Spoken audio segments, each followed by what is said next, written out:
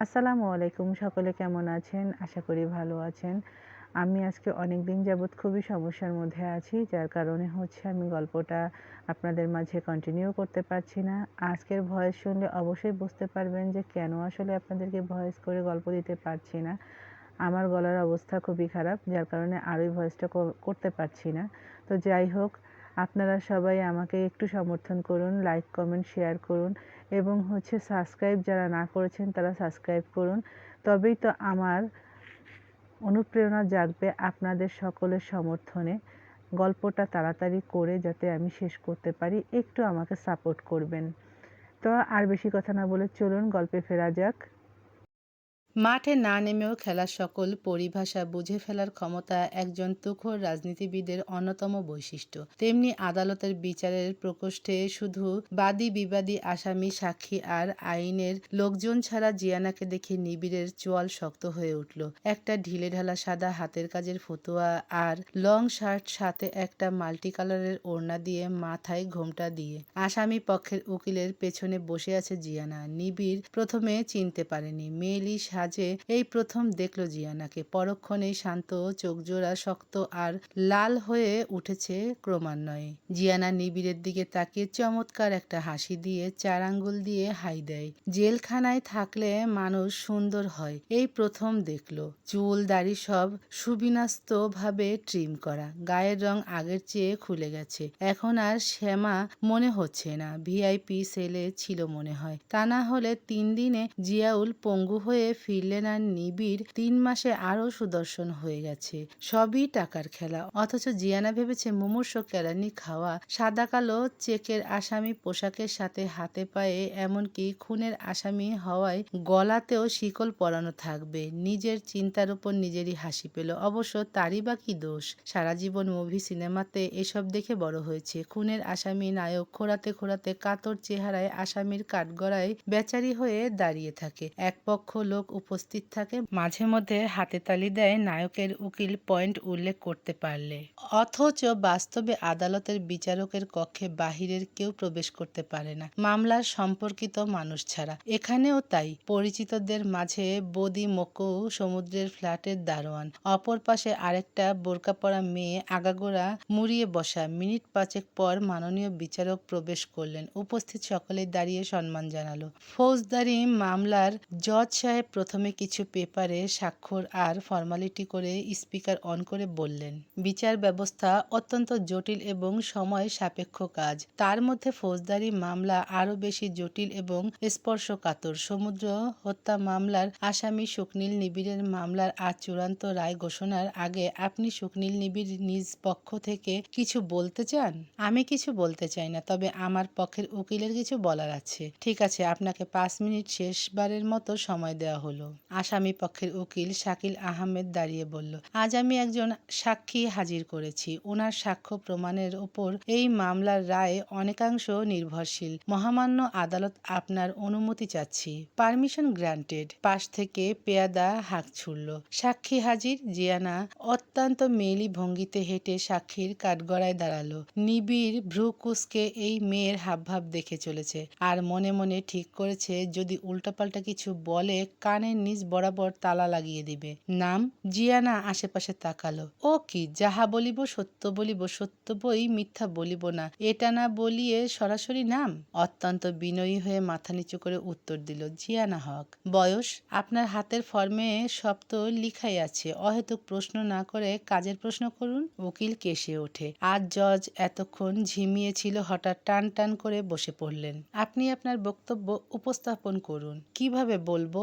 একটা মেয়ের সম্মান আর সারা জীবনের ব্যাপার। তবুও একজন নিরপরাধ লোক তো শাস্তি পেতে পারে না। তাই আজ আমি আমার সকল জড়তা সংকট ঝেড়ে আদালতে হাজির হয়েছি। মহামান্য জজ সাহেব, আমি ভালো ফ্যামিলির মেয়ে, রক্ষণশীল যেটা বলে। কিন্তু আসামি শুকনীল নিবিড়ের সাথে আমার দীর্ঘদিনের প্রণয়ঘটিত সম্পর্ক ছিল, একদম ঘনিষ্ঠ সম্পর্ক যাকে বলে। কিন্তু ঘটনার কিছুদিন আগে হঠাৎ করে সে আমাকে এড়িয়ে চলা শুরু করে। অপরদিকে সমুদ্র যেদিন খুন হয় সেদিন আমার বড় বোন বোনকে সমুদ্র আর তার গ্যাং মিলে ধর্ষণ করে। আমি আমার বোনকে হাসপাতালে ভর্তি করানোর পর প্রচণ্ড ভেঙে পড়ি। সেদিন নিবিড় আমাকে আমার বাড়িতে পৌঁছে দেয় এবং অনেক রাত পর্যন্ত আমরা একই রুমে কাটাই। মাঝরাতে সে তার পিতার কাছে সাহায্য চাওয়ার জন্য বের হয়ে যায় আর সেখান থেকে তাকে পুলিশ অ্যারেস্ট করে। জিয়ানার হাতের পেন ড্রাইভটি উকিলের দিকে বাড়িয়ে দিয়ে আবার বলে, আশা ক্লিনিক আর আমাদের বিল্ডিং এর গেটের সিসি ক্যামেরায় স্পষ্ট দেখা যাচ্ছে সময় আর আমাদের ঢোকার দৃশ্য। তারপর বের হয় যখন তখন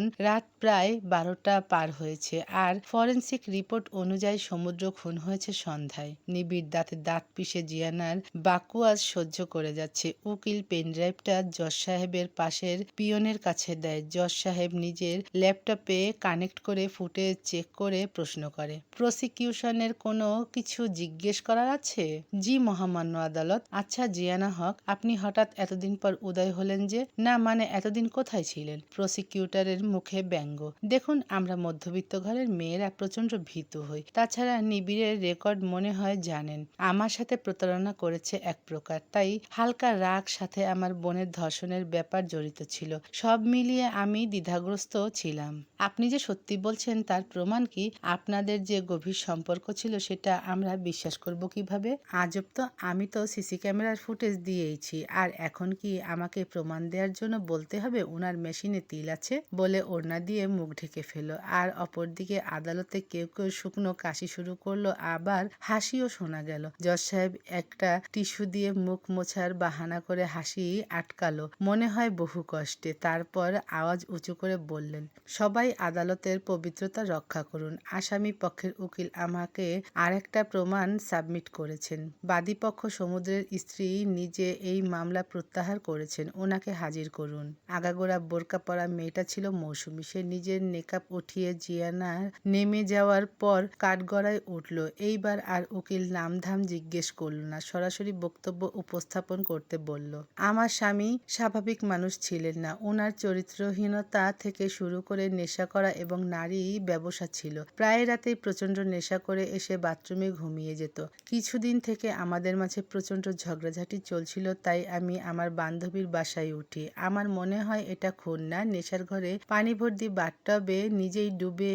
আর কিছু বলতে পারলো না, হু হু করে কান্না শুরু করলো। জজ সাহেব শান্ত হতে বলল। জিয়ানা এইবারও আশাহত হলো, কারণ পাশের হাতুড়ি দিয়ে বাড়ি দিয়ে অর্ডার করলো না একবারও। প্রসিকিউশনের চেহারার রং পাল্টে যাচ্ছিল। বিরক্ত নিয়ে মৌসুমীকে জিজ্ঞেস করলো, আপনিও কেন এতদিন পর আজ সাক্ষী দিচ্ছেন, সেটাও বাদী হয়ে বিবাদী পক্ষে? দেখুন, আমি মামলা করিনি, করেছে আমার শ্বশুর। উনি পুত্র স্নেহে অন্যায় করতে পারেন, কিন্তু আমার বিবেকে বাধছিল। আমার স্বামী গত হয়েছে, তাই আমি নিশ্চয়ই এতদিন স্বাভাবিক ছিলাম না। আসামি পক্ষের উকিল আরো কিছু সাক্ষী সিসি ক্যামেরার ফুটেজ পেশ করলেন। ঘণ্টাখানেক সকল কিছু বিচার বিবেচনা করে আদালত নিবিড়কে নির্দোষ ঘোষণা করে। বদি আর দারোয়ানকে মিথ্যা সাক্ষী দেওয়ার জন্য 3 মাসের জেল আর 20,000 টাকা জরিমানা দায় করে মামলা ডিসমিস করে দিল। নিবিড়ের হ্যারাসমেন্টের জন্য অফিসিয়াল দুঃখিত জানিয়েছে আদালত। পুলিশের ড্রেস পরা 2 জন নারী থানায় ঢুকলো। আসামির খাবার নিয়ে যাচ্ছিল অন্য একজন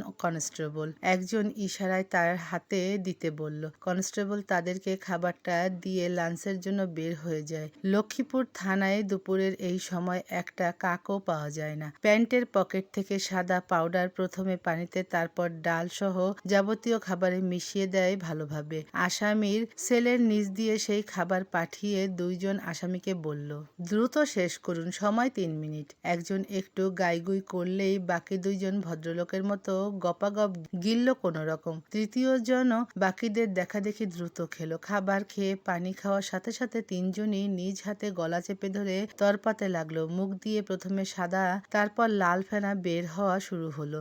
গলাকাটা মুরগির মতো ছটফটিয়ে হাত পা দিয়ে পুরো জায়গাটা খসতে খসতে লন্ডভন্ড হয়ে গেল। একজনের প্রসাব ত্যাগের জন্য জায়গাটা ময়লা আর ঘিনঘিনে রূপ নিয়েছে। মেয়ে পুলিশ 2 জন একটা কাগজ সেলের সামনে লাগিয়ে বের হয়ে এলো থানা থেকে। লাঞ্চ শেষে সবাই যখন সেলের সামনে এলো, চারদিকে রীতিমতো হট্টগোল শুরু হয়ে গেল। থানার ওসি এগিয়ে গিয়ে কাগজটা পড়লেন। মৃত্যু এবং মৃত্যুর একমাত্র উপযুক্ত শাস্তি ধর্ষকদের।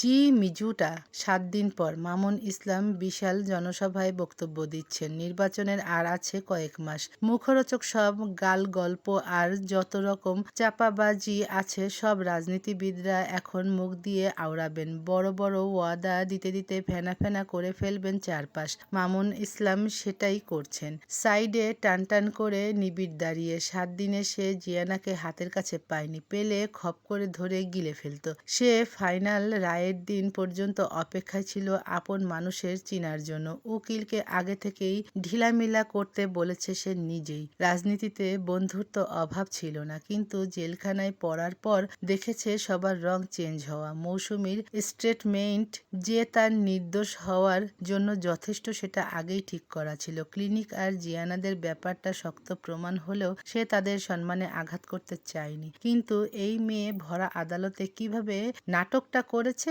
এখন আবার সামনে আসে না। ভার্সিটিতে ক্লাসটাও করছে না। নিবিড়ের ধ্যান কাটল পিয়ন আনিসের কথায়। মামুন ইসলামের বক্তব্যের পর উনি সাধারণ মানুষদের প্রশ্ন করার সুযোগ দেন। আজ ভার্সিটির পিয়ন আনিস দাঁড়িয়ে প্রশ্ন করল, চেয়ারম্যান সাহেব, আমরা জানি আপনি খুব সৎ এবং উপকারী ব্যক্তি। আপনার দ্বারা আমাদের ওয়ার্ডে সবার উপকৃত হয়েছে, কিন্তু একটা পরিবার শুধুমাত্র আপনার পরিবারের সাথে নাম জড়িয়ে যাওয়ার জন্য আজ খুব লাঞ্ছিত আর অপমানিত হচ্ছে এলাকায়। তাদেরকে সবাই এক প্রকার একঘরে করে দিয়েছে। এলাকার কোনো মুদির দোকান তাদের সদাই দেয় না। বাজারে গেলে সেখানেও একই অবস্থা। পাড়া প্রতিবেশীর লাঞ্ছনায় তাদের অবস্থা শোচনীয়। তাদের এই কষ্ট আমরা, বিশেষ করে আমি সহ্য করতে পারতাছি না, কারণ সেই পরিবারের মাইয়া আমার সহ অনেকের উপকার করেছে। কি বলছো? আমার এলাকায় আমার পরিবারের জন্য কাদের এত কষ্ট? জিয়াউল হকের পরিবার, তার ছোট মেয়ে জিয়ানা হক আপনার ছেলেকে বাঁচাতে নিজের সম্মান বিসর্জন দিয়ে আদালতে সাক্ষী দিছিল। আর বড় মেয়ে ধর্ষিতা, সেটা তো জানেনই। আমার এলাকায় এত বড় অনাচার তো আমি হতে দিতে পারি না। যেহেতু আমার ছেলের সাথে জড়িয়ে সে মেয়ের সম্মানহানি হয়েছে, তাই আমার ছেলেই তাদের সম্মান ফিরিয়ে দেবে। চলো, তোমাদের সামনে আজ প্রমাণ করব মামুন ইসলাম কখনো অধর্ম করে না। আমার ছোট ছেলের সাথে আজ এই মুহূর্তে সেই মেয়ের বিয়ে হবে। আর ধর্ষিতা মেয়েটাকে কেউ বিয়ে করতে যদি এগিয়ে আসো, তবে বুঝবো দুনিয়াতে এখনো ভালো মানুষ আছে। আছো কেউ? কেউ এগিয়ে এলো না। অপরদিকে নিবিড় স্তব্ধ হয়ে দাঁড়িয়ে শুনছে সব। কোথা থেকে কি হলো? বিয়ে? জিয়ানা? মানে তার সব প্যাচ লেগে যাচ্ছে। হঠাৎ জিয়ানার ভেজা স্নিগ্ধ মুখটা ভেসে উঠল চোখের সামনে। হেসে হেসে বলছে, কি কাবলিওয়ালা? না না, নিবিড় তার এই ন্যাড়া পেঁচানো জীবনের সাথে এমন চঞ্চল উড়ন্ত হাসি খুশি একটা মেয়েকে জড়িয়ে তার জীবন ধ্বংস করতে পারবে না। পরক্ষণেই মনে হলো জেল থেকে বের হয়ে একদম ব্যস্ত হয়ে পড়ায় খোঁজ খবর কিছু নেওয়া হয়নি। সত্যি কি তাদের এমন মুমূর্ষ অবস্থা চলছে? তাহলে তো সব দোষ তার নিজেরই। আবার মনে হলো, এই মেয়েকে এত পাকনামি কে করতে বলে সব সময়? একটা মেয়ে হয়ে এত বড় স্টেটমেন্ট মানে তো নিজের পায়ে নিজে কুড়াল মারা। এই বোধটা কি তার নেই? হঠাৎ মামুন ইসলামের বাহবাতে নিবিড় পাশ ফিরে দেখে মক্কুকে এক হাতে জড়িয়ে ধরে মামুন ইসলাম বলছে, সাব্বাস, এই না হলে পুরুষ মানুষ। আমাদের মোসাদ্দিক ওরফে মক্কু একজন অসহায়কে বিয়ে করতে এগিয়ে এসেছে। সবাই আলহামদুলিল্লাহ বলুন। একটু থেমে আবার বলো, চলুন সবাই আমার সাথে জিয়াউলের বাড়ি। আমার 2 ছেলের আজ একসাথে বিয়ে হবে। বিকেলের সময়টা একটা শান্তি শান্তি ভাব থাকে সংসারে। সারাদিনের কর্মচঞ্চল নারীরা একটু থিতু হন। বাচ্চারা পড়াশোনার বাহিরে নিজেদের মতো সময় পায়। বয়স্করা নিদ্রায় আচ্ছন্ন থাকেন। সংসারের শান্তির সময়টাই যেন বিকেল বেলা। জিয়ানা বাবু হয়ে বসে গরম সরিষার তেল ঘষে ঘষে মালিশ করছে জিয়াউলের পায়ে। জিয়াউল আছোয়া হয়ে বইয়ে মুখ গুজে রেখেছেন। আদেও বই পড়ছে না। বইয়ের ফাঁকে মেয়েকে দেখে চলেছেন। সত্যি চুলের কারণে কত অপূর্বই না লাগে একজন নারীকে। কারো কাছ থেকে তার বিশেষত্ব কেড়ে নেওয়া অন্যায় না রীতিমতো পাপ। জিয়াউল খুবই আত্মগ্লানিতে ভোগে এই জন্য। হয়েছে, এত গিল্টি ফিল করতে হবে না। জিয়ানা পায়ের দিকে তাকিয়ে বলে। জিয়াউল মুখটা থমথমে করে জিজ্ঞেস করে, আদালতের ঘটনাটা কতটা বাজে ইম্প্যাক্ট পড়েছে জানিস? তোদের বিয়ে তো এই এলাকায় থাকলে দিতে পারবো না। পা হারানোর সাথে সাথে আত্মসম্মান আর ব্যক্তিত্ব হারাতে বসেছ আব্বু। ছোট থেকেই আমি জানি অন্যায়ের সাথে আপোষ নয়। মেয়ে মানেই বিয়ে, সংসারের আর বাচ্চার গ্লানি টানা নয়। আমার সেই পিতা কোথায় হারিয়ে গেল? পা ভেঙেছে, মেরুদণ্ডটা তো ঠিক আছে তাই না আব্বু? জিয়াউল আজকাল সত্যি খুব দুর্বল বোধ করে, মনের দিক দিয়েও শরীরের দিক দিয়ে তো মহা দুর্বল। মেয়ে দুইটাকে নিয়ে চিন্তায় মস্তিষ্ক ঠিকঠাক কাজ করে না। যদি সে শ্যামল হাসানের উপর ভরসা না করতো আজ এই অবস্থা হতো না। আব্বু আমাদেরকে বড়শির টোপ না বানাতো আজ এই দিন আসতো না। তুই বুঝতে পেরেছিস? না পারার কি আছে? হাবিব আঙ্কেল আর শ্যামল হাসান আর কোনো যোগাযোগ করেনি, তোমাকে একটাবার ছেলেও দেখতে যায়নি। ওনারা বিক্রি হয়ে গিয়েছে বলেই তো সব দায় আর ভোগান্তি আমাদের ঝুড়িতে। ভেতরগত কোনো গেম চলছে যেটা আমরা না জেনেই জড়িয়ে গেছি। তবে এই গেমের মাস্টারমাইন্ড এমন কেউ যা আমরা কল্পনা করতে পারছি না। কে আর হবে মামুন ইসলাম ছাড়া? তখনই জিয়ানাদের বিল্ডিং এর সামনে হট্টগোল আর অনেক মানুষের চিল্লাচিল্লি শোনা গেল। জিয়ানা উঠে জানালা ফাঁক দিয়ে বড় বড় চোখে দেখে যাচ্ছিল। পরক্ষণেই তাদের দরজায় নক হলো। জিয়াউল হুইল চেয়ারে বসে হাত দিয়ে ঠেলার আগেই জিয়ানা ধরে বসার ঘরে উপস্থিত হয়। আঞ্জুমান দরজা খুলে বিস্মিত হয়ে দাঁড়িয়ে আছে। এলাকার সকল গণ্যমান্য ব্যক্তির সাথে মামুন ইসলাম সহ তাদের দরজায় দাঁড়ানো। আঞ্জুমান মনে মনে ভীষণ ঘাবড়ে গেল। নিশ্চয়ই এলাকা ছাড়ার কথা বলতে এসেছে এরা। হঠাৎ করেই তার পায়ের নিচে সবকিছু কেমন শূন্য অনুভূত হলো। মামুন ইসলাম সালাম দিয়ে ভেতরে ঢুকলেন। আঞ্জুমান এগিয়ে এসে আমতা আমতা করছে দেখে মামুন ইসলাম বললেন, আমার এলাকায় এসে আপনাদের এত দুর্ভোগ পোহাতে হলো, এজন্য আমি সত্যিই লজ্জিত। আর সেই লজ্জা বলুন কিংবা দায়িত্ব অথবা পাপ মোচন, সেই প্রেক্ষিতে একটা প্রস্তাব নিয়ে এসেছি। আমার ছোট পুত্র শুকনীল নিবিড় আর পুত্রসম মোসাদ্দিক মক্কুর সাথে আপনাদের দুই কন্যার বিয়ের প্রস্তাব নিয়ে এসেছি। সাইড থেকে জিয়াউল এক প্রকার চিল্লিয়ে উঠে বলল, অসম্ভব, আমার মেয়েরা বানের জলে ভেসে আসেনি যে যার তার কাছে কন্যাদান করব। আপনারা আসুন। জিয়ানা স্তব্ধ হয়ে দাঁড়িয়ে আছে এক সাইডে। জিয়াউলের আওয়াজে জেনিও বের হয়ে এসেছে। দরজা দিয়ে একজন মুরব্বী গোছের লোক প্রবেশ করতে করতে বলল, নষ্টা মেয়েদের নিয়ে গলার আওয়াজ এত উঁচু করা মানায় না মিয়া। তোমার মেয়েদের তো রাস্তায় ছেড়ে দিলেও কুত্তাও ফিরে তাকাবে না। সেইখানে একমাত্র চেয়ারম্যান সাহেবের মতো জনদরদি মানুষ আছে বলে আমরা সবাই ভেবেচিন্তে এই প্রস্তাব নিয়ে এসেছি। আরো কিছু লোক হুড়মুড় করে ঘরে ঢুকে হা হা করলো। তখন জিয়ানা এগিয়ে আসলো, সেই মুরব্বীর সামনে দাঁড়িয়ে বলল, কুত্তা ফিরে না তাকালেও আমাদের চলবে, শুধু আপনাদের অদৃশ্য জিহ্বা যে লকলক করে সেটা মুখের ভেতর রাখুন। আর আমাদের চিন্তা আপনাদের করতে হবে না। এমন নির্লজ্জ মেয়ে আপনারা আগে কেউ এই এলাকায় দেখেছেন? এই মেয়ের জন্য এলাকার সব মেয়ে নষ্ট হবে। সামান্য আদব কায়দা জানে না। এদের চুনকালি মেখে এই এলাকা ছাড়া করা উচিত। একসাথে সবাই ঠিক ঠিক বলে উঠল।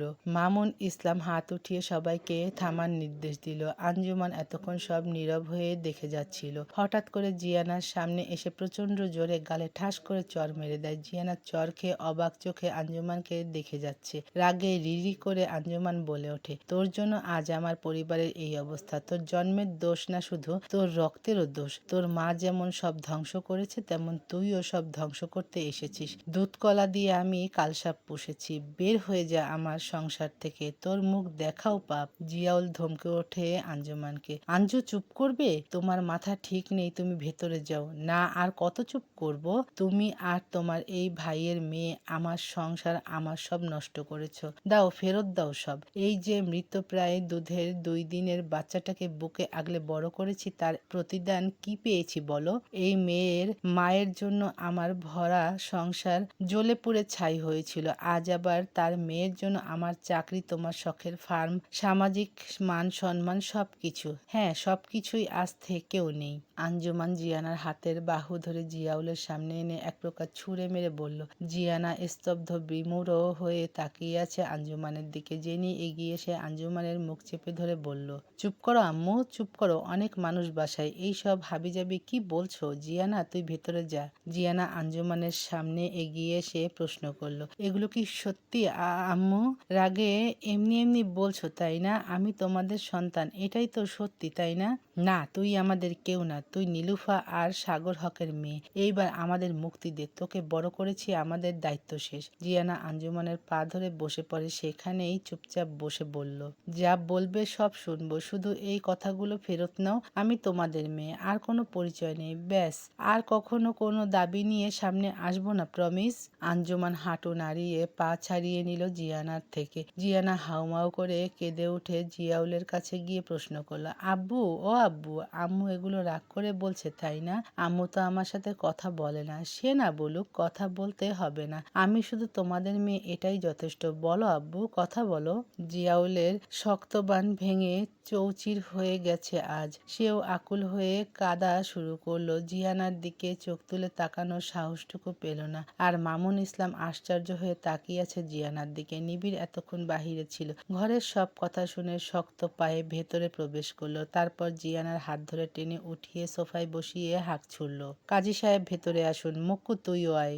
জিয়ানা হিসকি দিয়ে কেঁদে যাচ্ছে। তার আপাতত কোনো কিছু উপলব্ধি হচ্ছে না। চারপাশ কেমন দুলছে যেন। নিজেকে আজ অস্তিত্বহীন লাগছে। মাথা আর শরীর অসাড় হয়ে আসছে একসাথে। এটাই কি কিয়ামত? সব কেমন ভেঙে চুরে গুড়িয়ে যাচ্ছে। একবার মাথা উঁচু করে নিবিড়কে দেখলো। কোনো কিছুই অনুভূত হলো না। নিবিড় একবার এগিয়ে এসে গলায় ঝুলন্ত ওড়নাটা মেলে মাথায় পরিয়ে দিল। কত পল কেটে গেল সেই বসা অবস্থায়। জিয়ানা সেটা খেয়াল নেই। একবার কেউ একজন বলতে বলল, বলুন আলহামদুলিল্লাহ কবুল। আবার বলল। পাশ থেকে কোনো নারী জিয়ানার কানে কানে বলে দিল, বলো। জিয়ানা মন্ত্রপতের ন্যায় 3 বার আলহামদুলিল্লাহ কবুল বলল। তারপর আরেকবার নিবিড়ের দিকে তাকিয়ে মনে হলো সত্যি এই আপন, নয়তো বিপদের সাহারা। একবার বিড়বিড় করলো শুধু, কাবলিওয়ালা। তারপর সব অন্ধকার, শূন্য।